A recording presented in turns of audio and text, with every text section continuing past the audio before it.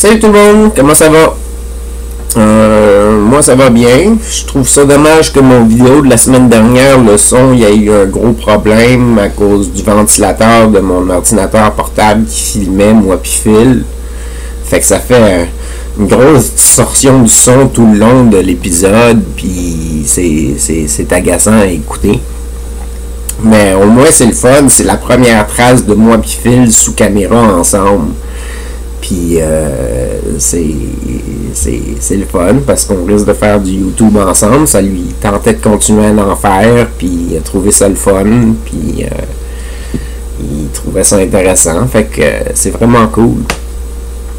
Fait que à part de ça, avant que je rencontre Phil, j'étais en train de parler de mes crises dans l'épisode 50.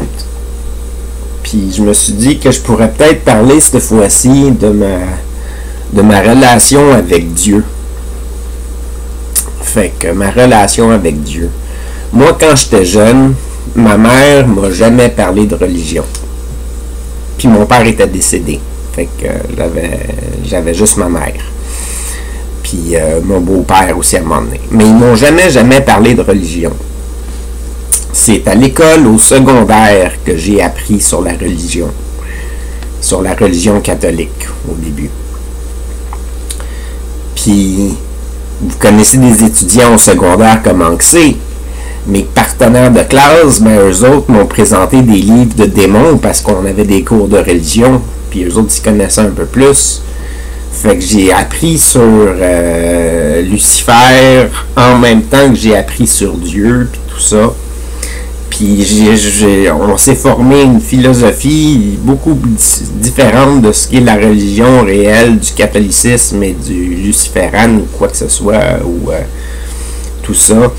La théorie était que Lucifer était un bon ange qui voulait défendre toute l'humanité pour pas qu'il se fasse détruire par Dieu. Puis Dieu s'est choqué contre Lucifer à cause de ça. Fait qu'il a dit, ok, bon, mais d'abord, toi, va t'occuper des méchants, puis moi, je m'occupe juste des gentils. C'est un peu ça résumé, là. Fait que je suis parti avec un concept erroné de Dieu. Pendant un grand bout de temps, je pensais que Dieu, c'était peut-être important, peut-être qu'il était là, peut-être qu'il était pas là, je sais pas. Mais généralement, je me considérais comme quelqu'un de bien, puis de correct. Fait que je sentais plus ou moins d'importance avec ça. Sauf que j'ai vendu mon âme au démon pour que mon ex-copine ait une vie heureuse. Fait que je sais pas si ça a marché, ça.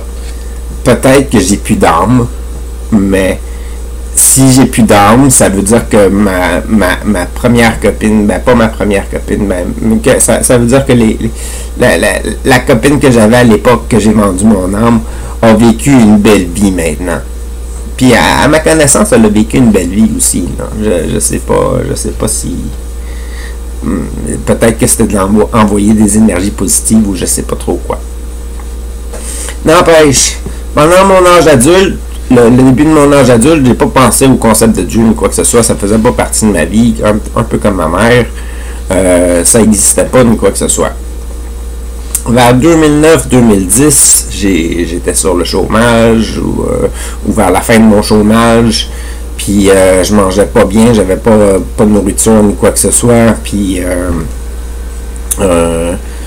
j'ai eu une vision, ben pas une vision, mais j'ai eu l'impression d'être contacté par Dieu, qui me disait de construire des gros bâtiments puis tout ça pour héberger des sans-abri puis tout le kit puis blablabla. Puis c'est resté longtemps dans ma tête, ça, l'esprit de il y a une volonté supérieure à moi, pas nécessairement Dieu, là, mais il y a une volonté supérieure à moi qui veut que j'accomplisse ça dans ma vie.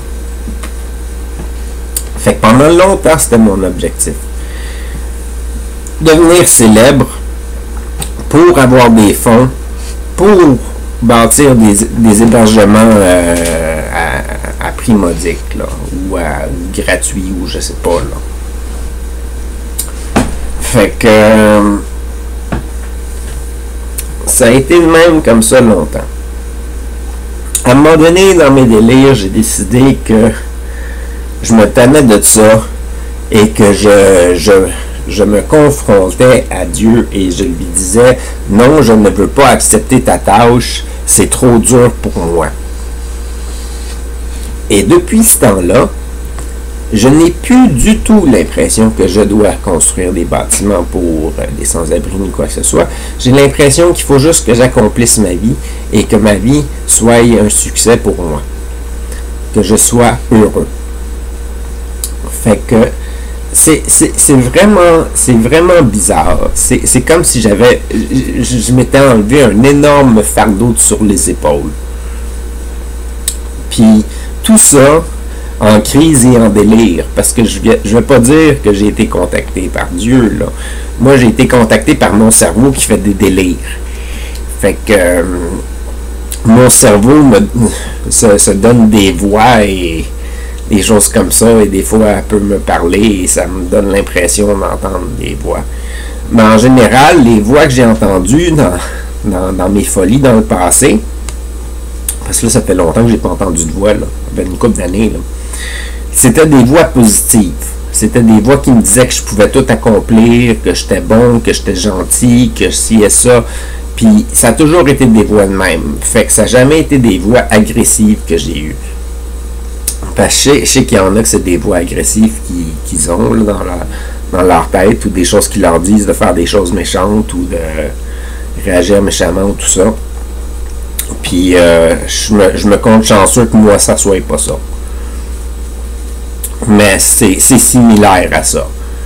Sauf que ça arrivait moins souvent. Je sais pas, ça arrivait pas souvent.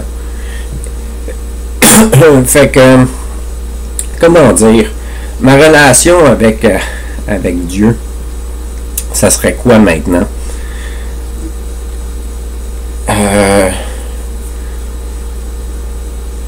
Moi, j'ai rencontré des gens qui sont tellement bons autour de moi, des amis qui sont tellement bons, que c'est dur d'imaginer un être meilleur que ça.